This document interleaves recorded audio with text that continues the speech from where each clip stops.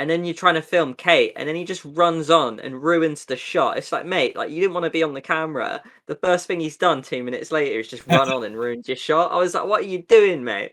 Hi guys, welcome back to the Butterfly Effect podcast. My name's Liam, I'm here with Jack. What is up?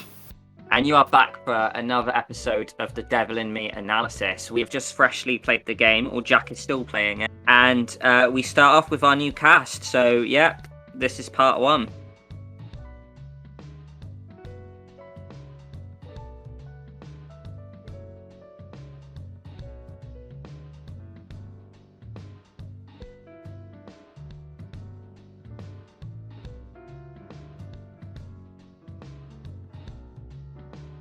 So the first thing that we kick off with, Jack, as we meet our new five, is it starts off with a so-called awful TV show where we meet the characters, and there's a little kind of neat presentation actually. And what's interesting to me here is that I was actually really invested in it.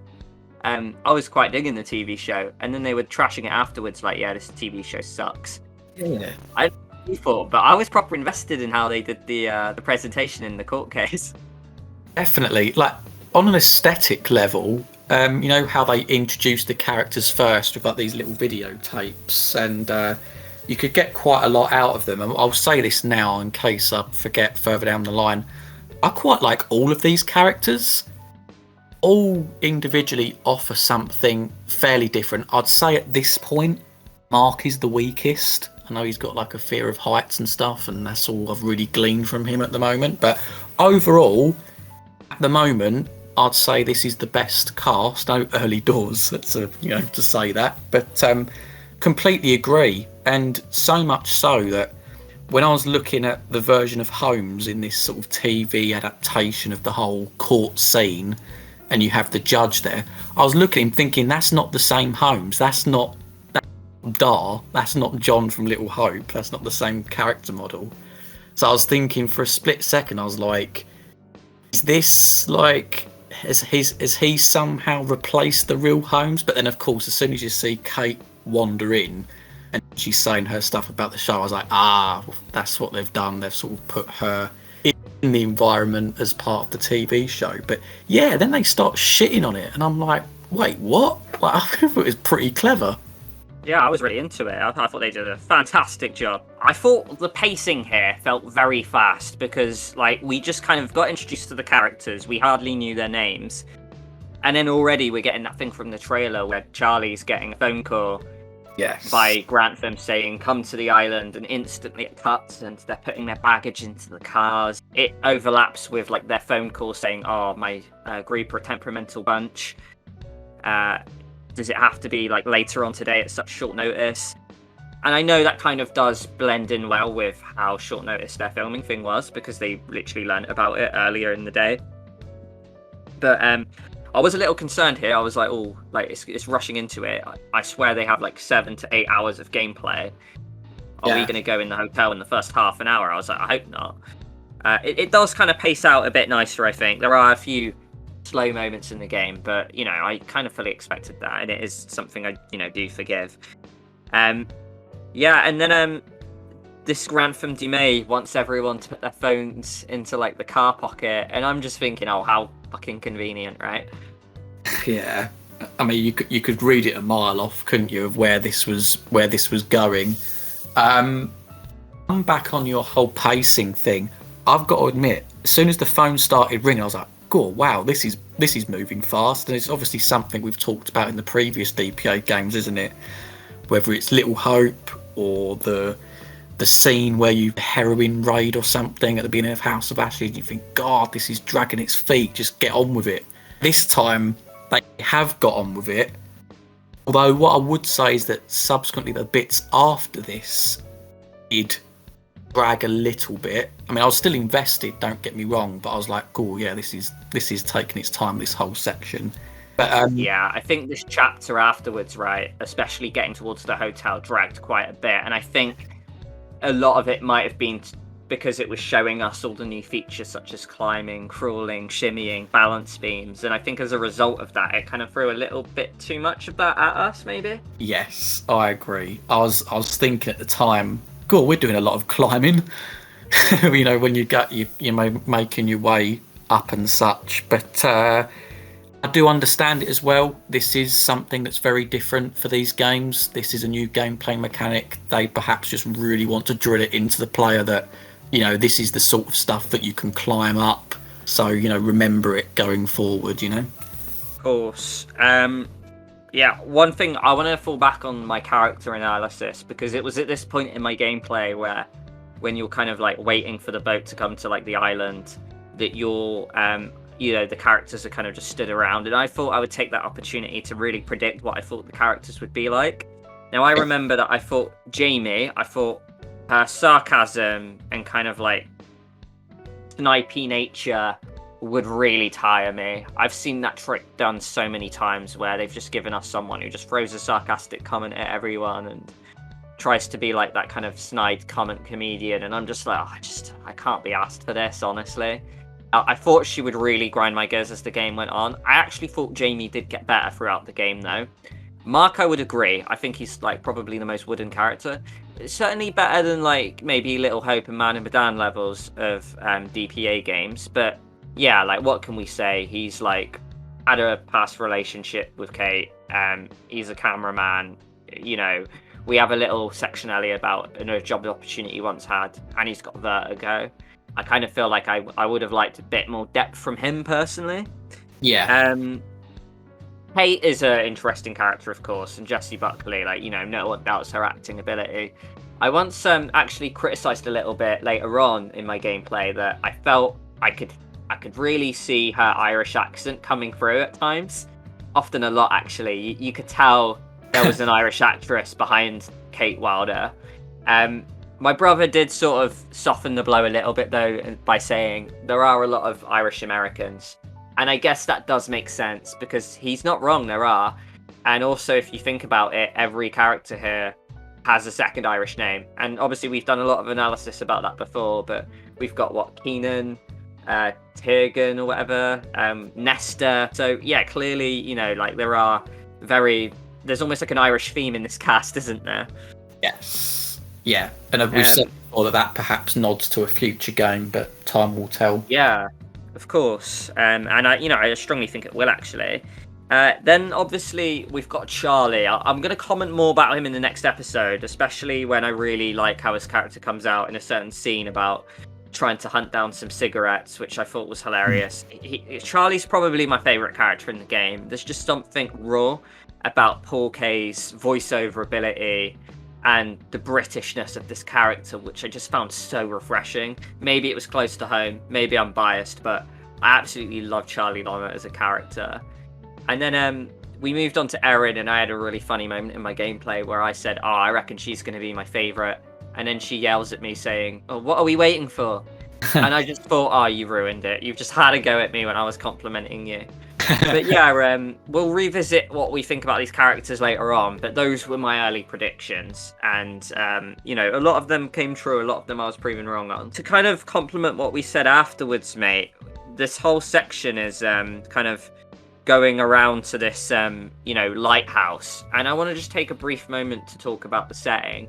We're on this coastal area where we've got this beautiful water animation, we've got this fog, you know, in this lighthouse. And one thing I commented on quite a bit in this section was the color palette. One thing I really liked about The Devil in Me as a whole is, for me, in my opinion, it's not as extravagant as your other games like House of Ashes, where they're throwing this massive temple underground at you covered in gold. They're not throwing this ghost ship with all these like ghosts and like these like kind of sea hallways, like with, you know, the metallic look to it. This is just kind of somewhere out, you know, like in a foresty area with water. It's very close to home, but I wouldn't say in any way it's more mundane. There's something quite nice about it that like Supermassive Games decided to take a step back from almost like supernatural and like really like extravagant themes, and they just had something that was a lot closer to home. I don't know if you thought the same, mate, but I was such a big fan of that simplicity. I've got to admit, I wish I took in the setting a little bit more, because I think priority number one for me was just to scan the area to look for any possible clue and, you know, to find and stuff. But yeah, like it. Certainly, like when you touched on color palette, of course we'll be going into this like, later on in the game. Great variation there. In this particular environment, there's lots of greys, isn't there? There's lots of sort of fairly neutral tones. Like in terms of the greys, you've got the fog, and you've got the rock as well. But of course, like you've got like these stunning views of the sea, and even the places you visit, like they look a bit run down, don't they? But like it's still like amazing to look at because like there's clearly like been a lot of love and attention to detail that have gone into these environments, and it does make a welcome change. I'm glad that there are outside elements to this game because I did think that it's going to be predominantly inside, which it could well be, but I think that this at least offsets that a little bit. Yeah, I completely agree. Like when we saw the trailers, we thought it would be very caged inside with that sort of warehouse feel to it, but it's not. It's like this bright island, and it's just really nice to see, to be honest. I mean, we come back to like the new features, Jack. Like we've got a lot of crawling, climbing, balancing on beams, pushing objects as well, which we'll see later. There's a new hide sequence as well, which I wanted to touch on. Yeah. And also probably my least favorite of the lot, which is shimmying. I can't really criticize shimmying too much. It's really slow. But I feel like I'm in no right to complain because they finally listened to us, Jack. They've given us the ability to run. And I love this so much. Yes, exactly. We're going to, well, I mean, we've said already, haven't we, mate? We're going to do a video post Devil in Me because I think it's fair to say that we can do this now because we've had 2 games since the video where we talked about the things that Supermassive need to improve because obviously, you know, we've had the Quarry as well.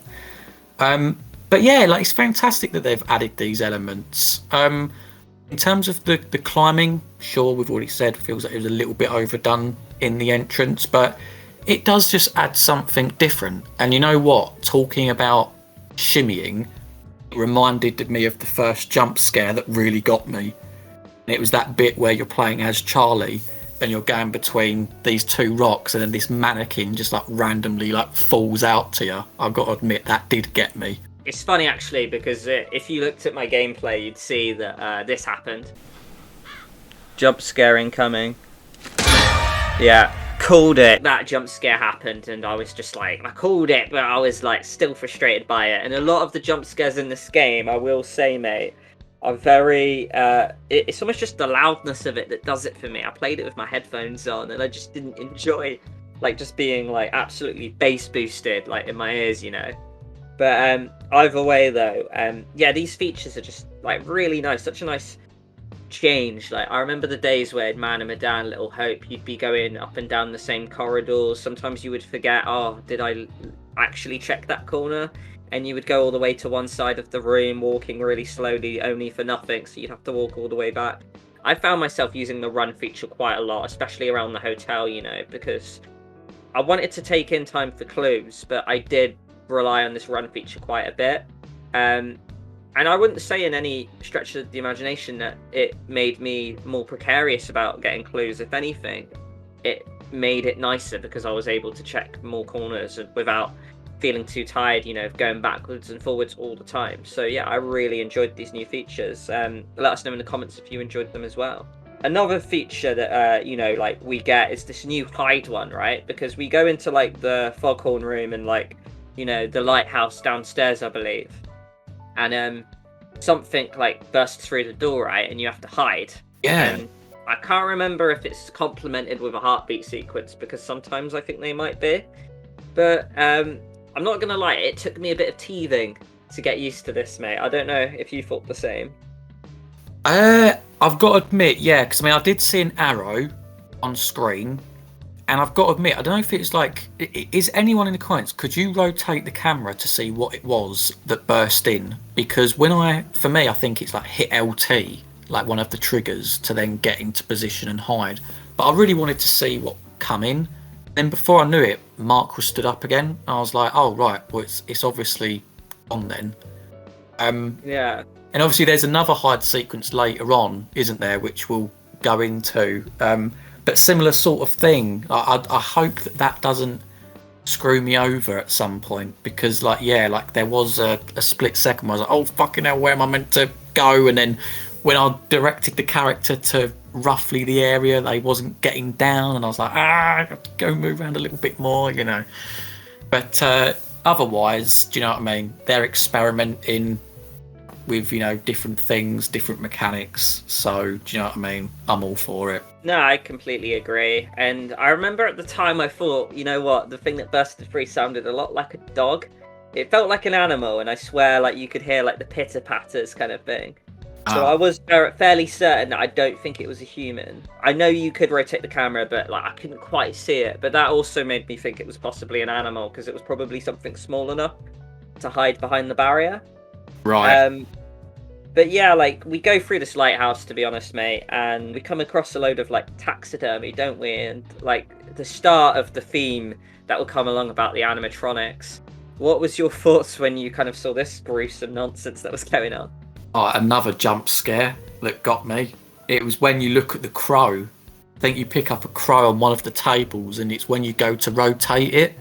Again, you're so right, because I didn't actually see it move, but it was just the sound. And I know when I played The Quarry, I had my headphones in. This game, like, funnily enough, I just didn't even think about my headphones, but I'm just been like relying on the TV speakers and whatnot.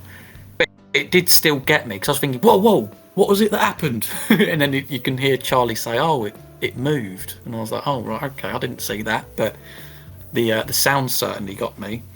And another thing as well, just to quickly touch on, is for those little Easter egg hunters of you that are out there, I did see a zombie poster in one of the outbuildings.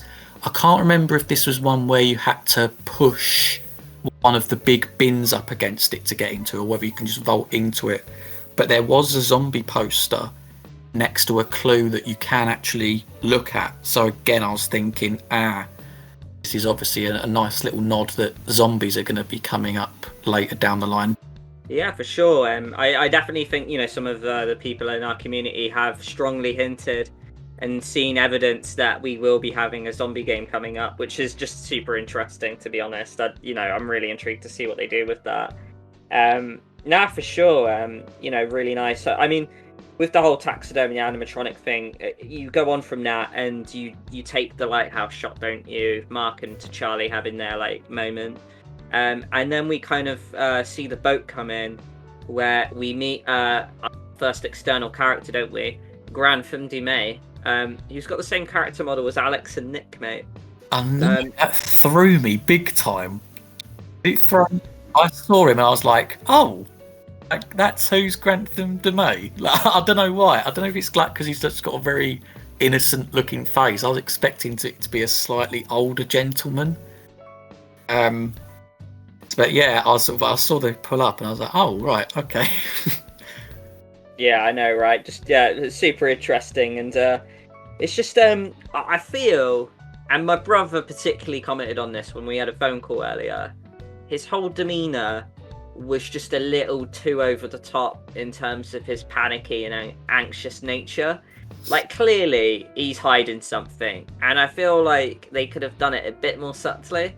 It's just him going like, come on, we need to go aboard now, or like, oh, come on, like, and this guy, like, was just making me laugh left, right, and centre. The funniest thing he has to do was clearly when, like, you know, you're doing your shots of the hotel after you get to the other side, and he's just there like, please, I don't want to be on camera. It's like, okay, that's fine, we won't record you, discretion is our key. And then you're trying to film Kate, and then he just runs on and ruins the shot. It's like, mate, like, you didn't want to be on the camera. The first thing he's done 2 minutes later is just run on and ruined your shot. I was like, what are you doing, mate? Oh, God, that's so true. That is so true. I mean, obviously it's nitpicky, but I thought, like, that was, like, hilarious. But I wasn't a fan of Grantham Du'Met here, how just unsubtle it was. It was just clearly this guy's hiding something, and it felt like, you know, almost like Scooby-Doo nature of someone who's clearly the monster.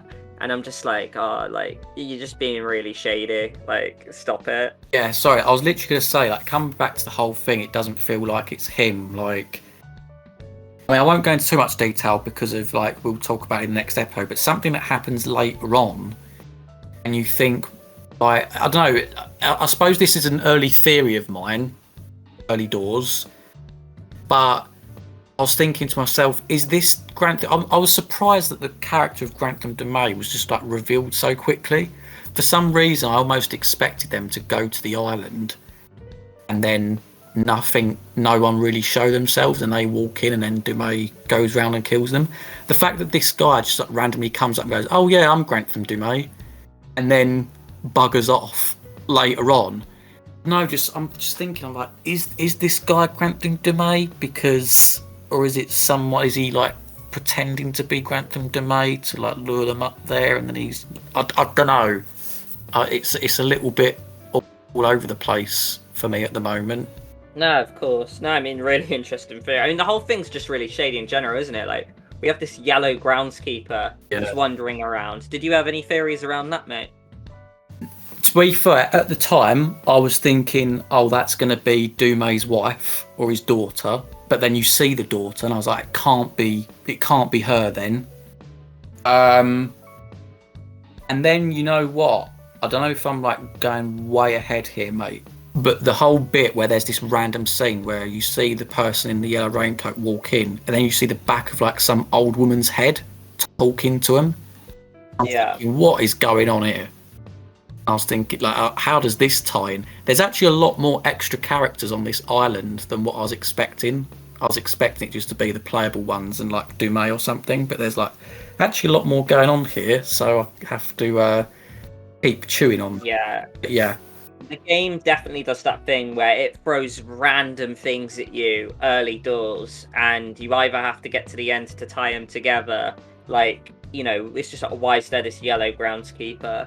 Why is Du'Met acting really shady? Why do we have 0178 on the wall and then that number changes? Why is there a random stiletto in 2 parts hidden across the outside of the grounds? It's just like, there's all these questions that I had, and I just didn't quite know how to answer them at this stage. We'll move on to Du'Met doing this thing where he goes to Kate, like, I want you to do what we did in, I can't remember, was it Glendale?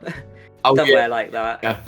Fake an injury. And then, doing a fake injury, and it's just like hilarious how bad it was. But I quite like the comedy of it, I'm not gonna lie. And like you and Jamie kind of break away, and it's quite an interesting section. This you break away, and Katie and Jamie is quite an interesting dynamic because they'll have their own kind of butterfly or crow path or whatever. Because I think their relationship throughout this game can actually be quite hostile, but it can also be quite friendly. So a lot changes based off of how you act with this relationship. It's super interesting because I think Jamie almost resents Kate for being front and center on the camera, thinking that it's because of her work that she looks as pretty and, you know, as good as she does to get to the height she has.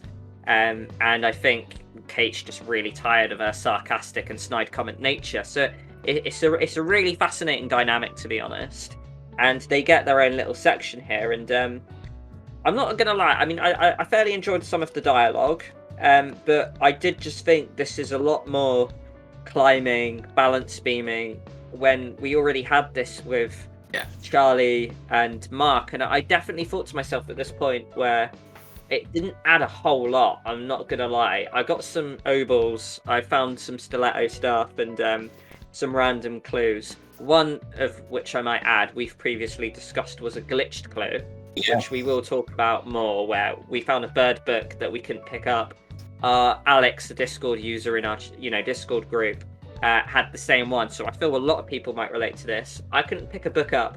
Now, I could read the text on the side that comes up, but it just felt very kind of weird, and I definitely had a similar instance where this happened in Man of Medan. But yeah, this game was very glitch heavy, and we'll talk about glitches a lot later. But back off my tangent now. I just want to say, I don't know if you agreed with this, mate, but I just felt out of all the sections in the game, for me, I mean, in your case so far, this is one I definitely could have trimmed out. It almost felt quite unneeded, and it added about half an hour that probably didn't quite need to be there. Absolutely. I can imagine in future playthroughs this being the bit that I find quite tedious. Because like you say, we've already had it with Charlie and Mark. The balancing, the climbing, the shimmying, the crawling. It's just, almost like putting your editing hat on that needed to be either cut out or minimized. You know, maybe you could have traveled back to one of the other characters while you're walking with Du'Met or something like that, just to mix it up. But and I found a vacation photo as well. This comes back to the point I thought before of like Du'Met, he has a family, he's got a wife and kid. And I was, you know, obviously when I saw the person in the raincoat, I was like, is that one of them? Again, I really didn't expect that. Like I said, I was almost expecting this, you know, quite edgy, quite mischievous, untrusting older gentleman to be Du'Met. And yet here they're presenting him, although he does seem a little bit suspicious, as a family man. I was like, okay, that you know, that threw me. We have the return of the hide sequence, don't we? Did you manage? Yeah, we do. I think I failed it, you know, but I got to the thing too late. I was scrambling about. I didn't quite know where to go. I didn't quite know how this whole sequence worked at this point. Like with the other one, it felt a lot more easy because there's just a fat table right in front of you. With this one, you're just kind of like stood around. There's a fence, and apparently there's like a leafy kind of bit where like you have to just duck behind. I think I got there a second late because what happened with me is that Charlie sees you there before Grantham does, and he you know, kind of distracts him. He's like, oh, I'm really fascinated about this part of your island, can you tell me this? And yeah, Charlie does you a solid by covering for you, so it almost doesn't matter here if you do fail it. How about you? Yeah, no, I managed to pass it, and I was thinking at the time, God, I've been taking my time wandering around, but they must be taking bloody ages. I thought they'd be like way further ahead by now. But I mean, yeah, like another little thing as well, because I did find more odal things along here. One of them, which, as we've already talked about, gave me loads. I think I found like 3, and then I found this one, and I suddenly bumped up to like 8 or something like that. It was quite weird in terms of like the counter in the top left corner. Then you have this like generator sequence, don't you? And you find out that Jamie's special ability, as it were, is to do like the fuse box puzzles. And I'm going to say, mate, it took me a few goes. Like, I thought it was going to be dead simple following the arrows. But then there was this bit where there was another box and it was disconnected from the one above it. And it was pointing to the last one. I don't know, like for some reason I just kept failing it. I was like, okay, like, I'll try different ways of, you know, going about it. But how was that for you? Did you do it in one, or did you struggle a little bit like me? So like, funnily enough, like I don't have footage for it on mine, so everyone's just gonna have to take my word for it, really, because I ran out of disk space, so I didn't realize I wasn't recording for about 10 minutes, and it was on this section. I did it, and it took me 2 bites at the cherry. Basically, it's pretty simple when you work out how you do it. You just have to kind of go for the breakers where they don't have arrows going towards them. It can only really go in one direction. Like 9 times out of 10, they will be ones that are connected to each other, so you usually have to just go left, right, up, or down. But when it gets to the end, it usually throws you off a little bit by putting an arrow in a different direction. So you just have to make sure that you don't kind of go kind of backwards where an arrow's pointing, basically, and then you kind of manage it. But yeah, it took me 2 bites at the cherry, but I quite liked it, you know. Like I wanted these games to be a bit more puzzle focused. We look at games like Alan Wake, where I wanted more puzzles, less action, and I think the DPA games, for the fans that play them, I feel like they'd strongly benefit from puzzles like this. I know the Quarry threw in a really tricky breaker puzzle, but you know, this was pretty similar, and it was just a really nice, refreshing change, and I quite enjoyed it when the breaker puzzles came up, actually. Yeah, I've got to say I agree. It's just a down moment, isn't it, where you can you know, use your brain. You know, you're not sort of mindlessly walking around picking things up. It naturally comes to a point where it engages you, and there's been a couple of moments, even as early as I am in my gameplay, that it's done that. So it's a big thumbs up in that department so far. We'll wrap up the chapter soon. The last thing I just have to mention really is that we regroup, and you know, like we mentioned it briefly before. There's this whole Mark having a fear of heights while Jamie's like funnily jumping on the bridge, and then we have this nice kind of scene between Kate and Mark. Before we finalise the chapter, I just want to sort of say we obviously have quite a bit of backstory about Kate and Mark. I've heard mixed opinions about whether people ship them, but are you all for them? Are you a Kate and Mark stan, mate? Not at this point. I don't really see a hell of a lot of chemistry, to be honest. Especially like in this scene. I mean, I did play it nice in the sense that he was scared of heights and then she helps him edge along. But no, I didn't really see anything on screen that made me think, yeah, these two are old flames. Even later on when they're directly talking about their relationship, I was just a bit, I don't know, I wasn't as invested. I didn't really see it. It's almost like the whole, you know, the Laura and Ryan ship of the Quarry. I just didn't really, not for me. Nah, I get you. I'll comment more about it in the next section when we get to the Mark and Kate bit. But I also, in a nutshell, I will say that I think this game heavily pits people together too early, where you almost don't know enough about them. So I think that is one criticism I would have about the relationships of these characters. However, I mean, I'm happy to wrap it up there. Join us next time, guys, where we'll talk about the first part of when we enter the hotel. You know, we'll find things out about, like, will Jack get scared by a hat? Will we enjoy the dinner scene? And also, does Erin die in any of our playthroughs? You know, the first chance someone can die. So we'll have to look at that. But thank you very much for joining, guys. It's been a pleasure, as always, to talk to you about this Devil in Me analysis. Jack is going to go away and play the rest of the game after this. So, yeah, you'll have that to look forward to. But thank you very much, guys, and we'll see you in the next one. Ciao.